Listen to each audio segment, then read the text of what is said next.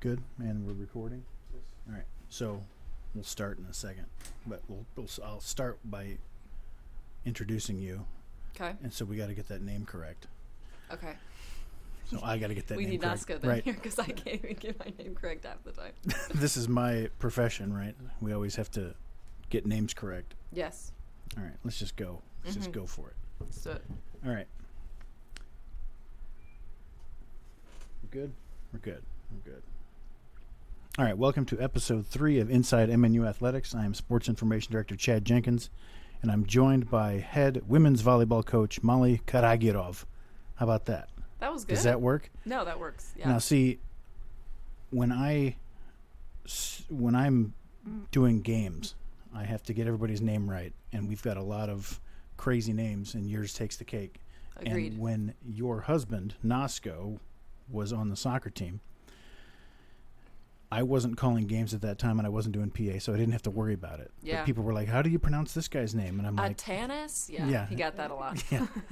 And we just go, just say Nasco. That's what everyone calls him, say Nasco. But since I've started taking over, it's like, I can learn how to say a weird name. Let's do it. Definitely. And then he does the soccer video from 6-7 years ago. And he says his name. And that's when I started to figure out what it was. But it's still ridiculous. It's a crazy name. So it is ridiculous. And I asked him, so obviously he's Bulgarian. Right. And I asked him, I said, is it a normal, name in Bulgaria? And he said no. He said it's very, even for Bulgarians, it's like one of those names that's they get unique. it wrong. Yeah. Right. So okay. So that made me feel better about it. So what does your family say? How do they say it? Well, my dad calls Nasco Moscow half the time. I think that works. Yeah, so I mean... Bulgaria's close to Moscow, I imagine, right? Not even close. No? Not even a little bit? Not even a little bit close, no. But, no, honestly, my family has been troopers about it, and his family, more importantly, have been troopers about it, and he obviously has been dealing with it his whole life, so I think that for us, it's just a matter of, like my dad he just thinks there's several letters in there that could go that are optional. Yeah, they don't need it, yeah. So, but it's fun. You should go with Molly Nasco. I think that might be a new trend. There you go. You don't take your husband's last name, you take his nickname. I think Molly Nasco works. What do you think? No, Nasco works for sure. Yeah. But in Bulgarian tradition, it's funny when we get to the, point of naming kids, all Bulgarian children take their father's first name as their middle name. Okay. All of them, no matter how many we have. So all of their middle names will be his first name, and which people can't say anyway. Right. And what about girls? They just add an A on it. So Atanasov if it's a boy and Atanasova if it's a girl. All their middle names. And then that last name. Right. So we got to get creative with the first names. That's what we're discovering. Because you can't just have Jane. Emily. Yeah. Yeah. So we'll see. What was I going to ask you? Well, let's just get into it then. Yeah. So this year's obviously different than any other year. This is your second year at MNU. We've got COVID to deal with. How has that been going with your team, wearing masks and distancing and all that stuff? It's been going well. I think that the girls are adapting to it pretty well, and they're taking it in stride, which that's kind of been the theme that we've projected as a staff, that no matter what happens, we will take it in stride, and we will take it one step at a time. Even if it doesn't feel ideal, even if it feels wild and frustrating, ultimately I've said that we'll take it one step at a time. So, originally, we all got tested, 27 tests and 27 negatives, which was awesome. And then we had our first case. And so currently I have 5 girls in quarantine. But even the positive case has been super mild symptoms, and so I'm thankful that they're back healthy within about 24 hours. They're like, Coach, I feel like I can practice again, right. Which is wild. And so, but they still have another week or so. Yeah, maybe less now. 6 days. We're sitting here with a plastic divider between us. It's just a really strange time. Yeah. And so, do we know where that person got it from? No idea. Yeah, just. How do you know? Right. How do you know? But a week. I don't know how many days between. Whatever. She tested negative and then tested positive. So obviously you get it from somewhere. It's a virus. Right. It's gonna go around. I don't know. Yeah, my daughter got it from her basketball coach. Okay. He sent out an email that said, "Hey, I've tested positive. Make sure all the girls get tested." And so we had to get her tested. She was the only one who tested positive. Wild. She was in our house for 4 days with us before we even tested her, and nobody else got it. Yep. But we were all counted as positives because we may as well be, because we all had to isolate anyway. It was just really strange. And and she felt crappy for like 1 day, and that was it. It was really strange.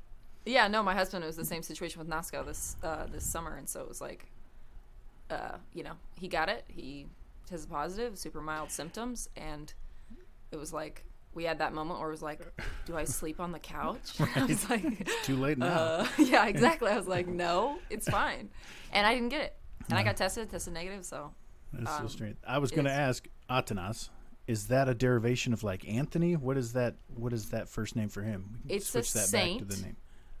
It's a Bulgarian saint and an Eastern Orthodox traditional saint.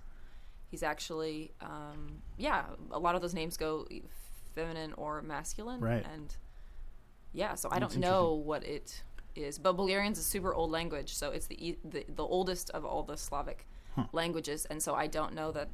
They might take offense if it derives from anything, you know what I mean? Right. Super Anthony old. is a derivation of Atanas. Exactly. We'll say it that way. Exactly. Speaking of Orthodox, let's go through your faith background. When you are recruiting people and bringing them to MNU, obviously your faith is part of it. What is your story faith-wise? What's your testimony? Yeah. My story, so I was raised very conservative Christian. Right. I'm from a big family. I'm from a homeschool family, was homeschooled my entire life. How many siblings? I'm one of seven. And we actually lost 4, so there would have been 11 of us. Wow. But yeah, all homeschooled. And early on, my parents decided to make some changes in their life and in their walk. And it ultimately, at the age of 6 years old, brought us through the doors of a Nazarene church, Blue Springs First Church, where we ended up attending for 10 years. And it was kind of a good transition we were just coming from an RLDS Mormon background. And my parents really decided and made an intentional decision to start pursuing Jesus and the Bible rather than church labels and denominations. And that was a big impactful thing for me as a young woman. But yeah, and then I was very involved in my youth group. NYC, the whole Nazarene thing, came here, played max basketball, volleyball. I was that kid. So it's I'm no stranger to it. And where's your family from? My family's from Lee the Missouri Summit. side. So Lee Summit, Blue Springs. And for those of you who are unaware, Molly played 4 years of volleyball here, stud for 4 years, all-decade team. We talked about that last year.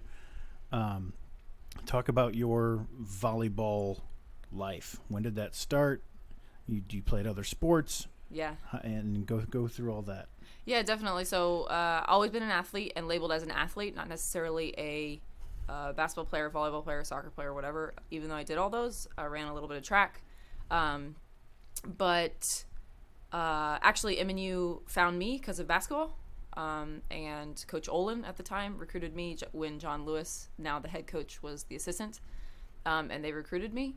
And they couldn't give me a scholarship number right off the bat. And so, I ended up at MNU kind of by fault because they said, hey, give us some time to get some money together and give you an offer. They said, don't talk to anyone else. And Coach Olin asked me not to. And I said, okay, but I'm going to talk to your volleyball coach. So I started volleyball. It had always been around the family. My sisters had played it. And my brothers fell in love with it. Right. But I didn't actually start playing till I was a junior in high school. So I played junior and senior year of homeschool volleyball. Never played club or competitive or traveling or all the things that the kids pay for now. Right. And then ended up at MNU. I don't know that I can claim stud for all 4 years. That might be a stretch. But definitely you started developed. all 4 years, so we can say that. If you That's start as a freshman, that's a pretty good indicator. Yeah, but we weren't very good as a freshman. That's true. That's a true story. So you that was Rick at the time? Rick Banis, yeah. I was on campus and said, hey, I've been playing volleyball for 2 years, just 2 seasons. Why the heck not? Try it out. And I had a one-on-one tryout with him, and he offered me a scholarship on the spot. Yeah, I mean, it was pretty quick. If you can jump over the net, they tend to like that. So then go through your experience at MNU. Rick was here just that 1 year as a freshman, right? Yeah, just freshman. He left midway through the spring of my freshman year. Right. And so then the Steels kind of came into the picture after that. Go ahead and talk about that. Yeah, actually, Kristen didn't get here until July. And so for a while there, we were just under an assistant who was Danielle Sperry at the time. And it was wild. Kristen came in and obviously revolutionized the program. Right. It went from, within coaching, I think a lot of people, I think there's three elements to it. I think there's the tactical, the technical, and the relational. And Kristen was definitely a relational coach. Okay. She made you want to work really hard, and you wanted to please her. And she was really fun to play for, and just motivational in that side. And then the tactical, she'd put teams out that would win. Period. Right. She recruited and put teams out. The technical, she'll admit, self-admittedly, she doesn't have the patience for. She doesn't want to teach you the skills or the mechanics. But, Rick was a little bit the opposite, and so had more of the technical ability and focusing on individuals and stuff. But relationally, didn't fit a lot of the style of the girls I was playing with. Right. So before you got here, it was I was here for a couple years before you arrived. And the volleyball team was like 0 and whatever for the conference and 1-20 overall, just like completely awful. And by the time you left, it was conference championships and trips to nationals. It's kind of like BM and PM before Molly and post Molly. Now you can say that it's Kristen Steele and a bunch of other people too, but there is a specific dividing line, and you're a big part of that. Thank you for that. So, who were your biggest influences as a player? If you didn't play your whole life, were you into volleyball, the history of it, and all that stuff as you were growing up? Who influenced you most as a player? Yeah, I mean, I'm definitely a sports nerd for sure, Right. No matter what. So, if there's sports on, I'm going to watch it. Even my husband and I the other day were watching what's it called? Cornhole. Professional cornhole. Incredible, Yeah. But we're just like that. We like sports. We like getting into that. So definitely when I started picking up volleyball and it became what I was going to do, I definitely dove in head first and said, let's learn. But I would say, obviously, Kristen, from a relational standpoint and just making me motivated to work hard was huge. But honestly, I would say my biggest influence as a player here at MNU was Lin Jun Ji. Okay. So Lin Jun came, and we were, she came, junior and senior year. But she came early, and she was here the summer before that. And every summer I spent with Lin Jun. Not a lot of people know that. I didn't know that. Yeah, we worked together. together. Talk about her. She's from China. She played on the national team? Yeah, so she's been on the Chinese beach national team since she was 9 years old. And when she was 12 years old, they told her she wasn't tall enough to be a beach volleyball player, so she was on the national softball team for a year. And then she grew to be about 6 feet or 6'1", whatever she was. Yeah. And then they put her back on the beach national team. And so, I mean, in 2009, she was in the AVP championship, played against Miss Mary and Carrie Walsh, took them to a third set and almost beat them, lost by 2 points. So has pictures with a silver medal and gold medal with Miss Mary and Carrie Walsh. I had no idea. Yeah, so absolutely. I knew she played beach, but I didn't know at that level. I thought, the absolute best in the world. And she was older, right? How old was she at MNU? That's the question. No one knows? No one knows. She could have been 25 or 40. We don't quite know. I want to say she was like 6 years older than me. Okay. So she was like 26. Mid-20s. And graduated at like 28 here or something like that. She was old and cranky, and we all admit it. She did not want to play her warm-up games. She thought all of the locker room banter was so stupid. But I was like, hey, if I've been doing it since 9 years old at the level that the Chinese train at, which they're famous for, I wouldn't want to do this crap either. So she was, I wasn't going to say Incredible. that because I didn't know that. But she was like, she never made a mistake. No. Like Because it's unacceptable to. Every pass was perfect because she played all over the floor. Yeah. Every hit was placed exactly where she wanted it to be. And if she ever needed to set, that was fine too. And her as a player, like she literally the moment that I was like, holy crap, who is this person? is coach. We were in a serve receive drill, and it was me and G right next to each other. And because we were always in reception together, we were the two outside, so we were a big staple of the reception line. And people were serving, and too many people served at the same time. So 2 balls went at G at the same time, right as Kristen screams, like, hey, like, get it together, to the servers, like, y'all are serving, like, whatever. So both balls come at G, and G goes like this. Boom, boom. Passes one arm, passes off both balls almost simultaneously. Both go perfectly to target. And then she looks at Kristen and is like, what, coach? What'd you say? Right. And I was like, oh, my gosh. But it was just that level. But how it transformed me was working with her every summer. So we worked 8:30 to 5:30 every day at a volleyball club together training kids. Okay. And so then in all the breaks, in all the water breaks, in all the lunch breaks, it was her and I. And she would teach me drills that they did in China, and we would do them 100 million times. And so because she said, well, this is what you do. And I said, well, what else? And she said, no, this is what you do. And you just keep doing it. And it was funny because then she didn't understand the U.S. Mentality towards club sports. And because she would say all the time, Molly, these girls are horrible at volleyball. Why are they here? You know, why do we let them come back? And I was like, oh, gee, what do you mean? But it was just a totally different mentality internationally to it. But she, as an influence, as a player, she absolutely impacted me in a way I can't even describe. And that your senior year was that best team, right? Where it was you and G and Salem and Taryn Salem, Vladislava, and Vladi, Megan Hayes, Luca Gomez, Becca Valdez. Like everybody was elite at every position. That team was really fun.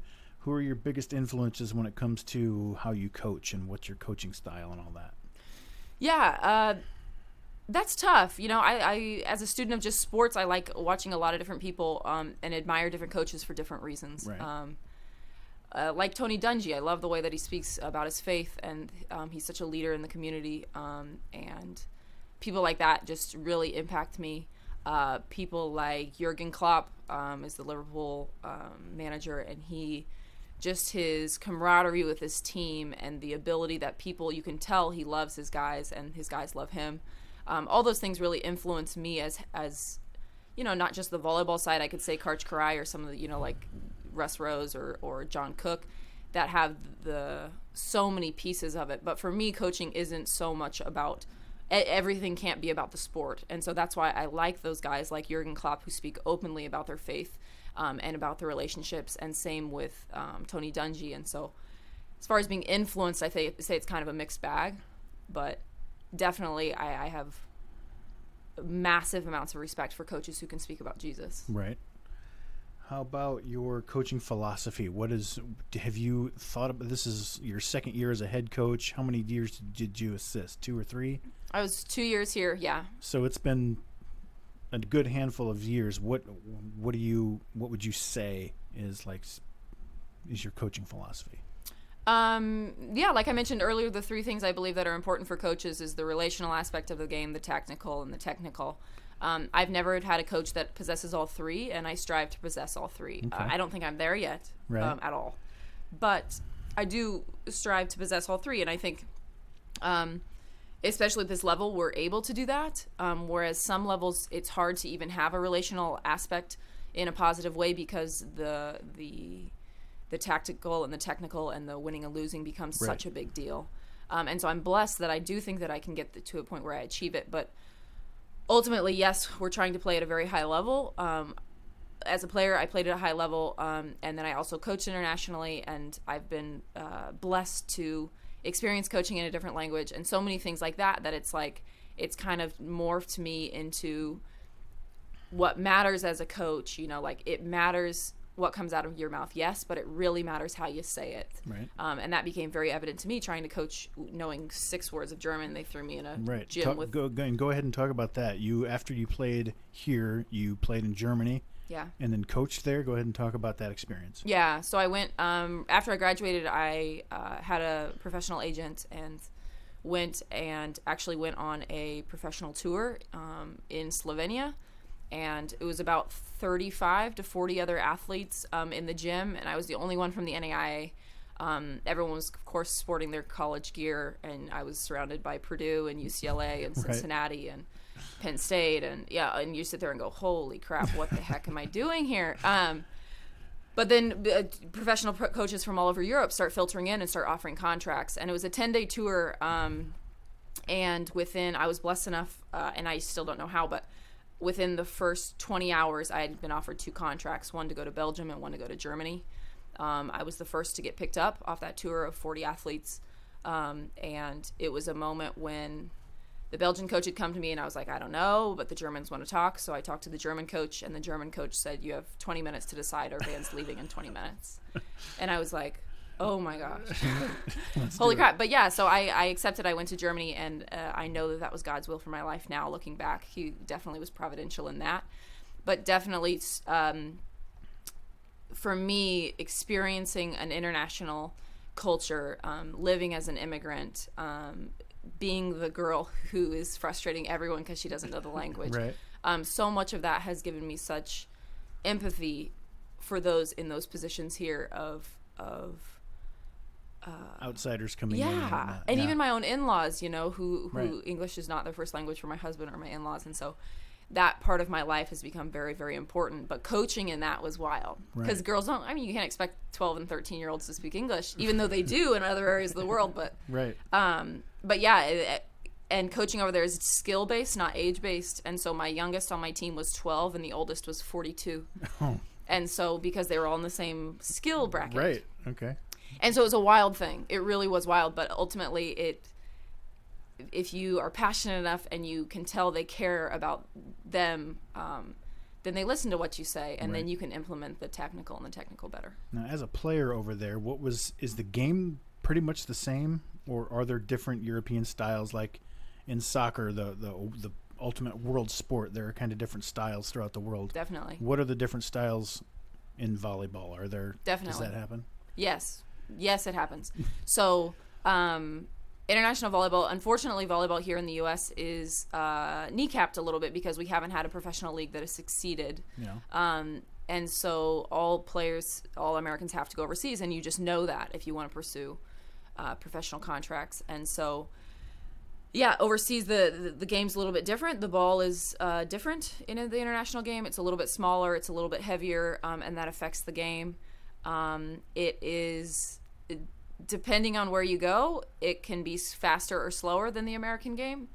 There are less substitutions, which is, I think, one of the biggest differences because, like in the NAI, you have unlimited subs. In the NCAA, you have plenty of subs. Yeah, right. And so in that game, like, there's no such thing as like a 6-2. A right side or a setter that can't block. Right. Like that doesn't happen. Okay, so everybody's good at everything. Yeah, and like liberos aren't allowed to serve, and so there's no such thing as a middle who can't serve. Whereas in the American game, it's like, oh my gosh, get that kid out of there because what's she doing? And so stuff like that, I think the culture builds better all around volleyball players, and that's why when you recruit them, you know what you're getting. Right. If you know that about, and obviously I learned that being overseas. Now, I don't know if it's weird to talk about, but as a professional volleyball player in Germany, what kind of money is that? Is that enough to live on, or is it like a little stipend? What kind of money are you getting over there? Yeah, so it depends. I mean, can you make a living, basically? Yes. Okay. Yes. So I was blessed enough to real make a living. Money. Yeah, I was not getting rich by any means. Right. But I was blessed enough to be making money and to live. So basically a lot of international contracts, like European soccer contracts, it involves, so I needed a work visa, obviously. NASCO didn't so I went over for the first time. I was single, but then we got married and I went over again, and he is European, so it was fine.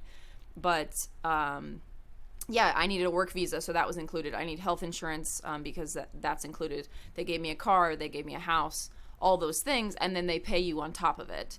Nice. And so it's a nice little gig.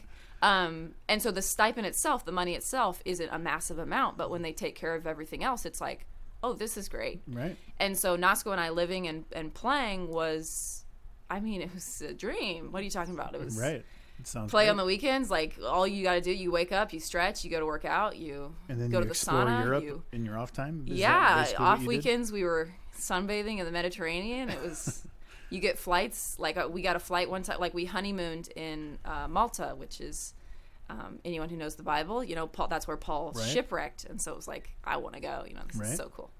So we look at tickets from the airport in Germany right next to our house down to Malta for a honeymoon. Round trip. They were €39 round trip. No, nothing. Nothing. Yeah. And so we went for a week and got a freaking Airbnb. We were but just that lifestyle and the work-life balance of it was phenomenal. But definitely there are professional volleyball players in the world that are making money. Right. And making a lot of money. I wasn't good enough for that, for sure. Was I making a living and was I professional? Yeah. Yeah. No, that's great. But yeah, so I was blessed. So it's possible to play in the NAIA, which has good volleyball, by the way. It's not that much of a step down or anything like that. So it's possible to play here and then make a living overseas. It's possible. That's the kind of talent that we have in the NAIA. It's good. So with that perspective, where you've got this European experience, what is your recruit pitch to American kids, and then you've got some overseas kids? Yeah. How do you get people to come here? Oh, I don't know. Sometimes I'm like, I don't know why they come here. No, I think a lot of internationals like the fact that we are small class sizes, because they worry about getting lost, and the language and the idea that professors care about you and get to know your name. I think that works in our favor when recruiting international athletes. The issue most of the time with international athletes is that they require big scholarships for one reason or another, depending on the currency in which the country they're coming from, or just because they're coming over here with nothing, and their parents, it's hard to get their money into dollars. And so that's a lot of it. But for me, the biggest thing that is hard for people to understand is the Christian school. Yeah. Is because it's Christianity in other parts of the world is different in a lot of ways, and you go to churches in Europe and Germany and or wherever, I've been to churches all over Europe. It's just different. It's viewed differently. And so to come here and have people who are actively relating their faith into history or English class or psychology class or things like that just doesn't exist in a lot of other areas of the world on a regular basis. And so I think that. And is that a positive for them, or is it like, this is weird, but I like it anyway, and they want to come be part of it? I think in the recruiting pitch, it's not a positive thing for the majority. But I think once they get here and experience it, it turns out to be a very positive thing. Right. And me reaching back to teammates and stuff that I've worked with, so many of them are like, I didn't experience Jesus until I came to MNU. Right. Which is a huge testimony to what we do here. But and those are kids that grew up in churches in Brazil or in Europe, and so I think that it is a positive and a negative, but ultimately I think people decide to come to MNU for the people. I think people like Kristen a lot. I think that they wanted to come play for her. I think that the fact that she was winning a lot helps. Yeah. Because they want to come over and have a shot. A lot of that is because a lot of them can go back to their countries and be professionals, and so that's huge. So what do you have this year? What's this year's team? What are your expectations? Who are your newcomers, big returning players? What do you got? Yeah, so I'm excited for this year. We are returning all of our all-conference athletes. So we had 5 named last year, and we're returning all of those. And who were they? They were, I know this, but yes, I'll test you. Jackie Calvert was not only all-conference player for us, but made the all-region team. Mm-hmm. She's returning in the middle. Jen Roth is returning on the outside. Senior's been a stalwart for 4 years now. Oh, absolutely. McKenna Webster as a libero is returning. Who else? Courtney Hansen as a setter is returning. And we'll talk about her in a second. That's a big comeback injury there. Massively. Right. And Rachel Dawson's returning as well. Right. And so we lost 3 seniors who were all contributors, but as far as the all-conference athletes, we're returning all of them, which is huge. And so from a recruiting standpoint, but it is that they're all seniors this year, all of them. So it was a big recruiting strategy for me, is then what do you go get? Right. And so I just decided to go get tall freshmen. It's a good way to go. Yeah, so we'll see. And hopefully as sophomores, then they can kind of take over. But so I got, I want to say 11 freshmen. I think 11 freshmen and 1 transfer. Okay. And so got a couple that I'm excited about, and I think that will contribute right away. But ultimately, you never know. With COVID, with everything, now we have people in quarantine. Who cares? Who knows? Right. Now, this conference, in the last few years, it's been dominated by Grandview. Yeah. And then we've added a decent little team in Park who did. Correct. Have they won twice in the last 5 years or so, or is it just the one? No, twice. For sure, twice. They won the national title with an undefeated season, 5 years ago or so? Yeah. And they did it again just a couple years ago, right? Is Yep. that accurate? I think that's accurate. Yep. So Park, they're the elite team in the area, in the country. Yes. And they've joined our conference. Grandview's always good. Where are we going to sit realistically this year? Yeah, so preseason ranking has us at 6th, Right. which it's a fair ranking, at I agree. least. Yeah. I agree. Definitely we'll see how it shakes out and how it all goes, because COVID just throws an absolute wet blanket over everything. But Park only has 7 people. They might get wiped out. Who knows? I don't wish that on anyone, absolutely. But it really is. All of us are like, oh my gosh, what do you do? Yeah, they've never had a deep roster. It's always no, been they never 8 or 9 people, and that's it. Never. And they've signed some kids, and so I think they're going to be strong again. Right. Grandview is talking about a kid that they D1 transfer that they brought in, and they graduated their conference player of the year, their setter, and so definitely those two are really solid. CMU was solid last year, and sounds like they're going to be solid again. Evangel didn't lose anyone, I don't think, and they finished, I want to say 4th last year, and so I imagine, so I would love to break into the top 4. I would say so. Top half is realistic.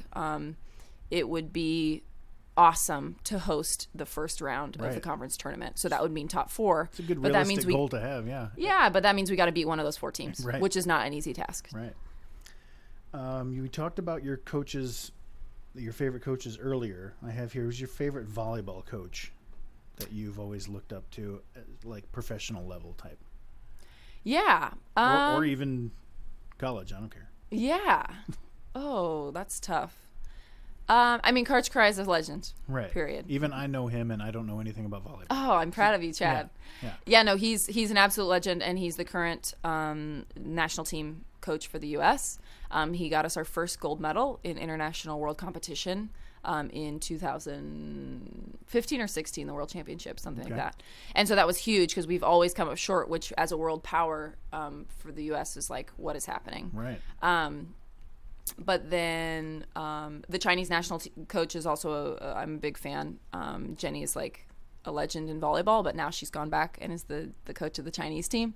So I would have to say Karch probably. Okay. Even though And you mentioned Tony Dungy and others earlier. Who's your favorite non-volleyball coach? Is it the same answer for those people? I'd probably so. Yeah. Jurgen Klopp, to me, I just love, which is horrible because my husband's a Manchester United fan, which if you know anything, then Liverpool's coach is, it is what it is. That's a big deal in my household. Okay. You're a Liverpool fan and he's a... No, I'm not a Liverpool fan. I'm a Jurgen Klopp fan, so I want to go on record saying that for sure. Otherwise, I'm going to have to hear about it. What about him jumps out at you? No, he's so cool. He's so cool. I like his persona on the sideline. I love that he can show emotion. I love that he isn't just this stoic figure on the sideline, because I very much tend to be that way as well. Yes. I was emotional as a player. I'm emotional as a person, definitely. But as a coach, I think that it's a level of transparency to show that side to your team and to the girls that you are coaching. And so I love that he does that. But then you get him in one-on-one situations, and his tactical and technical ability is high level. It's not just he's this huge motivator, rah, rah, rah. And I can relate to that as well. And then he recently has been speaking about his faith, his personal faith, and his relationship with Jesus Christ, which is huge because he's German. And he's, that's just, you don't hear that a lot out of Europe. And so I have massive respect for him in that. You grew up playing all the sports and liking all the sports. Who are your teams? Are you a Chiefs and Royals person? Who else do you like? Yes. So I'm Kansas City for sure, born and raised. So anything, my husband and I love going to sporting games. Grew up going to Royals games and Chiefs, and obviously the last decade has been fun with the MLS having a championship in each of the soccer, baseball, and football. Yeah. I haven't been to a hockey game in Kansas City. I don't know. I just haven't gotten over to that. They have a minor arena. league team or something, right? They do. There's like the Mavericks. Okay. Yeah. Keegan, the producer Keegan likes the Mavericks. Apparently, I don't know anybody. I don't know anything I've about heard the games are fun. They're over in Independence, but I haven't been. But no, like I like those teams, and then we watch a lot of soccer in my house. So when the Premier League's on, we watch the Premier League, and then we follow other major, teams in Spain and France and Italy and Germany. Let's move on to your family. Obviously you and Nosko met here, but how did that come about? How did that happen? So You've met a lot of athletes here. What happened with him specifically, Definitely. So it actually happened when I was a GA, and he was a student. He was 3 weeks before graduation, and I was finishing my master's in business. Or I was in my master's in business. He was finishing his undergrad in business. And there was a course we were both in at the time that he needed to practice being the interviewee, and I needed to practice being the interviewer. And so I was on a board of 4 people, this corporate scenario of they come in and interview for a job. And in walks this, 6'2" European clean cut in a nice skinny, tie suit. And I was like, holy crap, it's just total sexy bomb walking through. But, and I didn't even know who it was, but it was an undergrad. So me as graduate assistant, because I do pride myself on my professional nature, even though most people, whatever.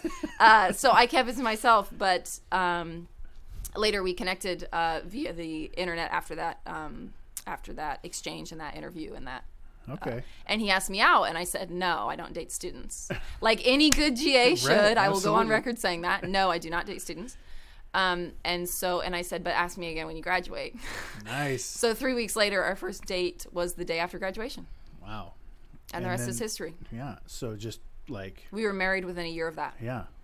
That's the way to go. When you know, right? Oh, absolutely. I'm a big proponent of that. And what was that like culturally to learn about his family? And was there any snafus there with any kind of, how do you do a relationship when one's American and one's a different country, all that kind of stuff? What was that like? It's awesome. First of all, I will just go saying that for sure. Are there some snafus and some things that are really tough? Yes. How I view faith and how his family views faith is just different. How the language, like his parents are so skilled linguistically, and like I can't do anything like most Americans. Right. And so it was just like, oh my gosh. But I will say that I truly believe that it was providential that I spent time in Europe and learned those things, learned another language, learned how to be the immigrant, learned how to have healthy relationships with a lot of internationals. And so through that experience, it really was a blessing in disguise of, wow, I had no idea that this was going to be, the situation I was going to be married into, because Bulgaria, you can't even freaking find it on a map. Right. Most people. I thought it was close to Moscow. I don't know. It's no idea. Yeah, it's not even close. But so a lot of that's been awesome, but it definitely comes with its challenges, of course. And now, speaking of his faith, I remember being impressed with him. I talked to Kevin Wardlaw, his coach at the time. Now, Nosko's the assistant soccer coach now. And he told me, this is just when Nosko was a student, and was really interested in the culture of MNU and the Christianity at MNU because it was different for him. And he was so interested in why is it such a big deal to not do this and to not do that, and what is the problem with drinking, for example, where in Europe it's in their bottles as infants. It's not a big deal. That's not true. I'm just saying. Yeah. So what he saw too many people following rules but being mean to each other, and he didn't understand that. And I remember thinking that's really wise for somebody to come to that conclusion. So I was always impressed with him just as a person. So yeah, and I never really knew him. I hadn't talked to him. We did the video 7 years ago or whatever that was, but it was clear that he was funny, and it was clear that he was wise. And I didn't have the same reaction to you did physically to him, but I do understand that he's an attractive man. I can admit that. So sexy for sure. Yeah, he is. No, but I'll I agree with bio. that. I agree with that 100%. That like his ability, because I always grew up, like as a growing up conservative Christian, Sure, like same all thing. these things were so important. It was like you find a man that can challenge you spiritually. Right. And I had like a vision of what that would look like. And when he came into my life, it was completely different than what I thought it would be. Right. But in the best way possible. He challenged me in ways that it was like, oh my gosh, I've never even thought about that, and things like that. But I will say, seeing him transform as a man and accept Jesus as his personal Lord and Savior was so encouraging for me as a Christian, to watch Jesus just get a hold of him and to watch him pray and God answer those prayers openly was just Right. incredible. There was a situation where he was he didn't have an apartment. He was trying to find another place. He wanted to stay in Kansas City because we had just met. But he was like, oh my gosh, what do I do? This girl's here now. I can go back to Minneapolis where his family is now. But there was this whole thing, and I said, well, pray about it. And he's like, well, I'm not like a Christian or whatever. And I said, yeah, but Do it anyway. I still believe God will hear your prayer. And so he prayed about it, and he had the kind of this weird thing that happened. I don't think anything's a coincidence as a Christian. Sure. But this thing kind of happened. And then he walks into my office the next morning, and I said, did you pray about it last night? Because that night he was going to sleep in his car to stay in Kansas City and continue dating me. And I said, did you pray about it last night? And he said, yeah, I did. And just as we're talking, so I was the receptionist at the time in the front lobby, and he walked in, and he usually brought me Starbucks in the morning, and so like any good boyfriend who's trying to kiss my butt. And Skelly Keller, the women's soccer coach at the time, comes around the corner, and he's like, hey, Nosko, haven't seen you in a couple months. Like, how are you? How's your summer going? And he said, good. And he's like, where are you staying now? And Nosko goes, oh, actually, like, I'm trying to find a place. And he goes, we have a room in our basement. I was like, when do you need to move in? And it was like one of those moments where, like, he immediately whips his head back around and looks at me, and I looked at him, and I said, God's real, man. It is what it is. I'm not gonna try to convince you of it. It is what it is. So Yeah. So experience it. That's great. Yeah. It was awesome. What is your life outside of volleyball? Yeah. So my family is huge. So all my family lives in Kansas City. On and off, we've kind of all ventured out. My brother lived in California. My sister attends Biola in Los Angeles currently. My brother went and played in Denmark. So we've all kind of come around, but we've all ultimately back nested in Kansas City, except for Abby currently, I guess. But She's the one at Biola. She's at Biola, yeah. So my off days are a lot of them. So there's 7 of us. We all get along really well. All of us have different houses and places, and so when I'm not doing volleyball, when I'm not doing this, I have some good friends and stuff like that. Yeah, but some of my best friends are my family. Right. I've got nieces and nephews who are multiplying and are so fun that any spare moment, So it's all them. about the Brewster clan with you guys? It is, yeah. And then whenever we can, we get up to see Nosko's family because his parents are in Minneapolis. His only brother lives in Barcelona, so we're planning a trip to Spain next summer. So is that a culture shock for them where it's this little European family and you've got this massively loud, crazy American family? You would think, but their extended family is like their family. Okay. And so it isn't as big as a shock as you would think. Sometimes it's shocking when you go there because it's like aunts, uncles, cousin. They were raised in multi-generational housing, which makes it feel like just as big a family as I do. So like when we were planning our wedding and stuff like that, our family was going to be something like 78 people. Just the family section. Just family. And so it was like, holy crap. Right. What are we doing? And so it isn't as big of a shock at all. He loves it. He definitely relates to it. And my mom's one of 7, and so we've got tons of people there. And, his family's very big in the extended And side. is Adam your youngest brother? Adam is my youngest brother, He's on the coaching staff now. So what's that like? It's awesome. Yeah. It's awesome. It definitely is really fun for me to watch him grow in a career that he seems to be built for. He's as a player was a top level player. There's no denying that. He was named top 12 best male players in the country in high school. He was played at a Division I school, Lindenwood, who's in the toughest men's volleyball conference in the country. He was recruited to the best schools in the country and turned them down because ultimately he wanted to study fashion. And Lindenwood was one of 2 institutions that had men's volleyball and fashion. And so he turned down offers from Ohio State and Loyola and places like that, where literally the national championships of volleyball, to pursue a degree in fashion as well. And so and then he went on and played professionally, which was great. But now he's back. And when he put his name in the hat, I was a little bit shocked because as an NAIA coach, those are not the credentials you get used to seeing applying for your assistant positions.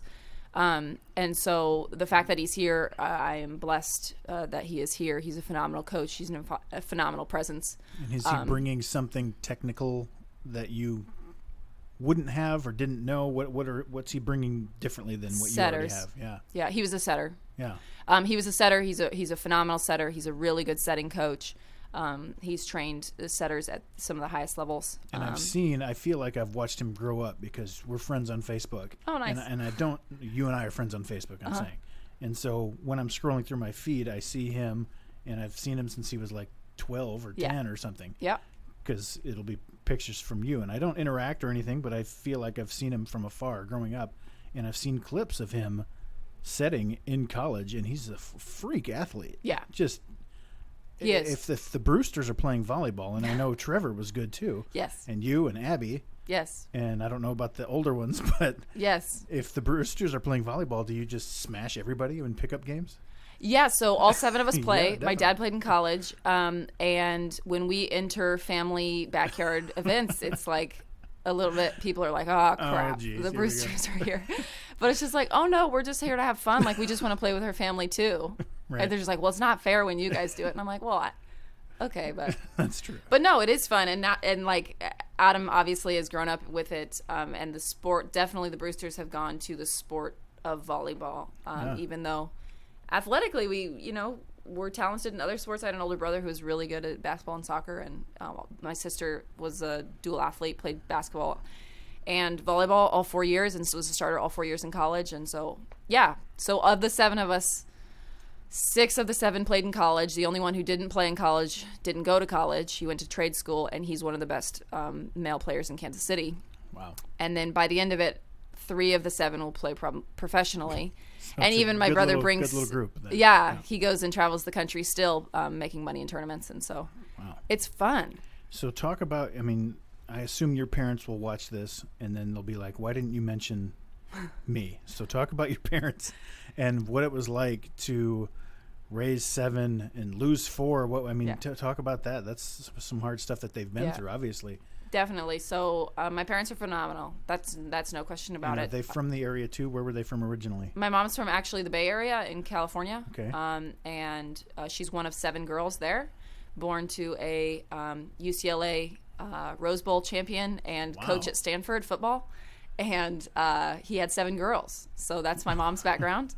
And then my dad is from, was a Shawnee Mission kid, Lawrence family all around here. So, but yeah, they met at Graceland, and then they both went to Graceland. Met at Graceland, and then came to Kansas City. My mom was a nursing student, and they have some nursing connections down here in Kansas City. So, but yeah, they're phenomenal. But they ultimately chose a lifestyle of relationships instead of material gain. And whereas I'm like,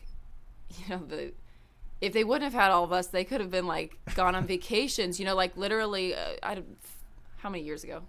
5 years ago, I think, for their 35th or 36th. They just had their 40th, but wedding anniversary. I was like, got all the kids together and was like, we need to send mom and dad away. Right. And so they were doing the counting. It had been something like 32 years since they had taken a vacation that didn't have a kid with them, right, or didn't revolve around a kid's sporting event. 32 years without it, without a vacation. Right. And that to me just speaks volumes to the people of who they are, bringing souls into the world for Christ and raising us in a way that to know and love Jesus and the Bible was their ultimate goal. Right.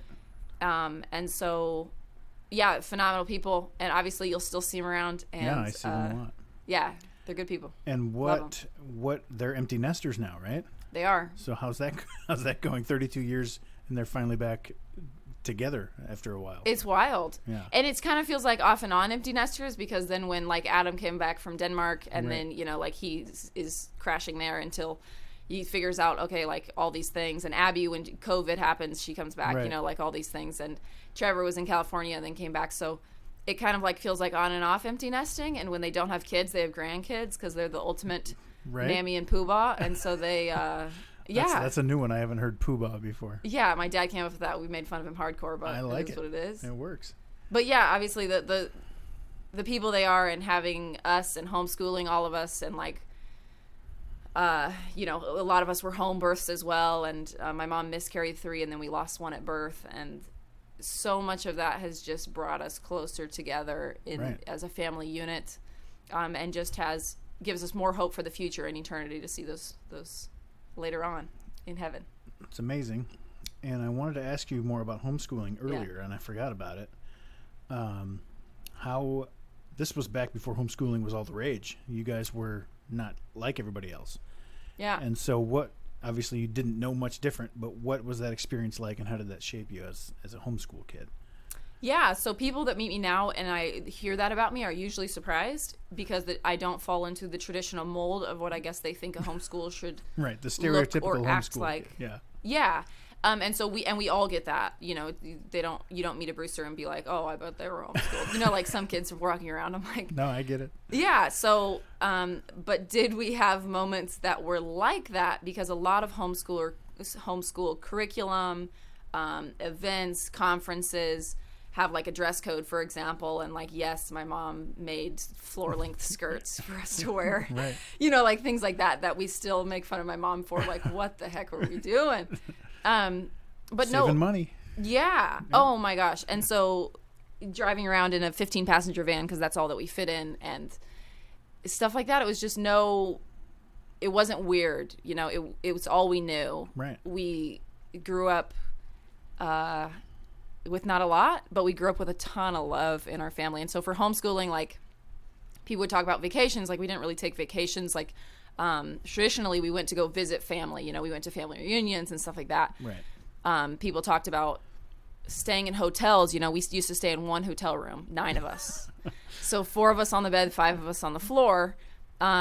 And so I didn't sleep in a hotel bed till I came to MNU and traveled. And I was like, this is sweet. Awesome. You're jealous of your older siblings. Well, yeah, I had never had a new pair of clothes until I was like 16 and played like for a club team that we got like new warm-ups. And I was like, brand new Adidas, like this rocks, you know?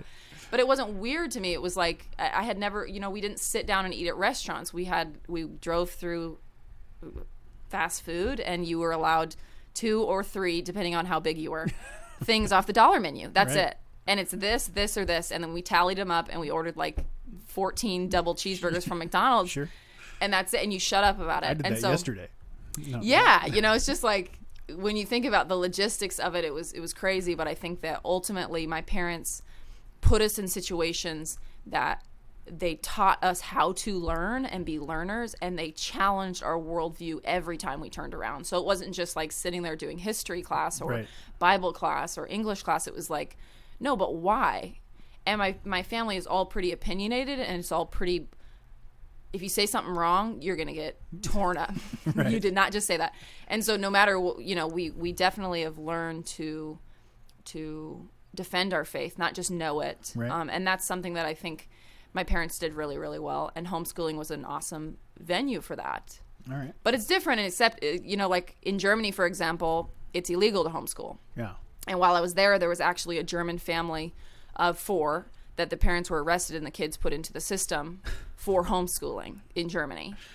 And so when then, like, my teammates, I was like, did you guys see about, like, this thing? And they were like, yeah, it's crazy, huh? I don't know what they're thinking, trying to keep their kids at home. And I was like, whoops. I was homeschooled. And they were like, what? And I was like, oh, you know, like, just wild things that I've had experiences because of homeschooling. Right. But the Germans do have a history of some tough rules. They do. Agreed. Moving into this, I've been asking coaches about the current climate and the Black Lives Matter movement and race relations and all of that.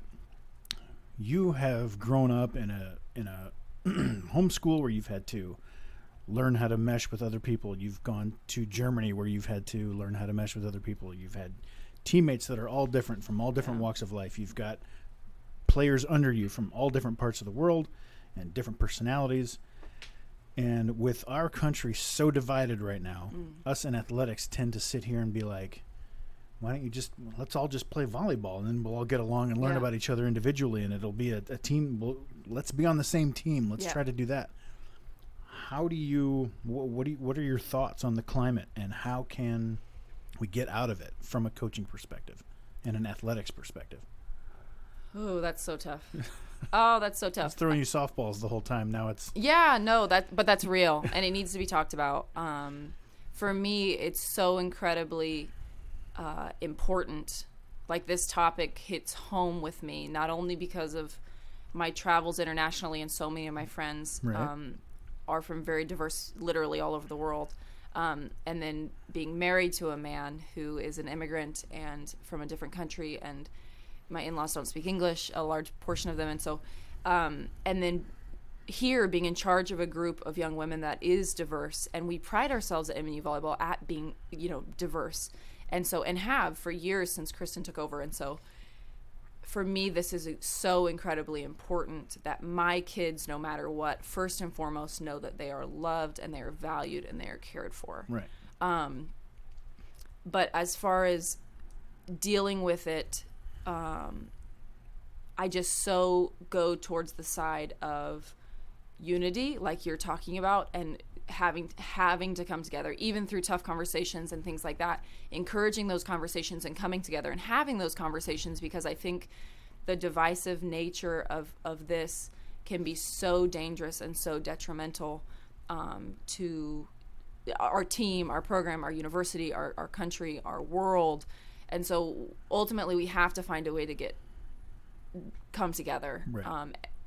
But putting people in situations that do continually challenge them, and I'm like, oh man, like, you have to find ways to have conversations and be okay with that you are very different than I am, and that you look differently than I am, and that you see Jesus differently than I do.